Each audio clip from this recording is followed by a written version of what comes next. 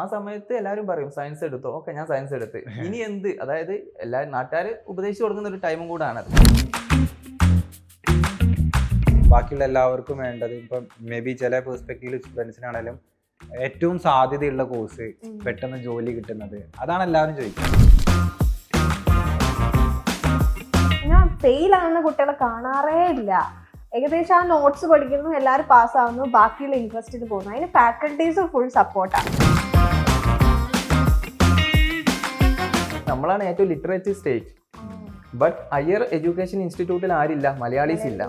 IIT എന്നുള്ള tag അല്ലെങ്കിൽ അത് കേൾക്കുന്ന സമയത്ത്, അല്ലെ NIT എന്ന് കേൾക്കുന്ന സമയത്ത് മോസ്റ്റ് പ്രോബബ്ലി അതെനിക്കുള്ളതല്ല എന്നുള്ളതാണ് പല ആളുകളും ആക്ച്വലി തിങ്ക് ചെയ്യും. പ്രീമിയർ ഇൻസ്റ്റിറ്റ്യൂട്ട്സിലൊക്കെ സപ്ലി എന്നുള്ള ടേം തന്നെ കുറവായിരിക്കും. നാട്ടിലെത്തുമ്പോഴാണ് എത്ര ബിടെക് ആണെന്ന് ചോദിച്ചാൽ അടുത്ത ക്വസ്റ്റ്യൻ എത്ര സപ്ലി ഉണ്ട്. പക്ഷെ NIT IIT-കളിലൊന്നും എന്തില്ല, ഈ ക്വസ്റ്റ്യൻ നമുക്ക് കേൾക്കേണ്ടി വരില്ല. എനിക്ക് ഏറ്റവും ബെനിഫിറ്റ് ആയിട്ട് തോന്നിയെന്ന് വെച്ചാൽ പല പെർസ്പെക്റ്റീവ് നമുക്ക് തിങ്ക് ചെയ്യാനുള്ള ഒരു ഓപ്ഷൻ ശരിക്കും അവിടെ നിന്ന് കിട്ടിയത്. അല്ല, ഇവിടെ നോർമൽ കോളേജുകളിലോ ഒക്കെ പഠിക്കുന്ന സ്റ്റുഡൻസിന് അക്കാദമിക് ബേർഡൻസ് കൂടുതലാണ്.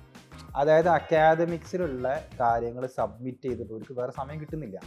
ഞാനിപ്പോൾ നോർമൽ കോളേജിൽ MSc ചെയ്യായിരുന്നെങ്കിൽ മേ ബി ഞാനിങ്ങനെ ഇതേപോലെ സംസാരിക്കാനോ അല്ലെങ്കിൽ ഒരു സ്റ്റാർട്ടപ്പിൽ വർക്ക് ചെയ്യാം, ആ കൾച്ചറിലേക്ക് എനിക്ക് പോവാം, എനിക്ക് സ്കില്ല് ഡെവലപ്പ് ചെയ്യാം എന്നുള്ളൊരു മെൻറ്റാലിറ്റി പോലും എനിക്ക് വന്നെന്ന് വരില്ല. അപ്പോൾ നിങ്ങൾ NIT സൂറത്തിൽ പോകാൻ വിചാരിക്കാം, അവിടെ പ്രൈവറ്റ് ബീച്ച് ഉണ്ട്.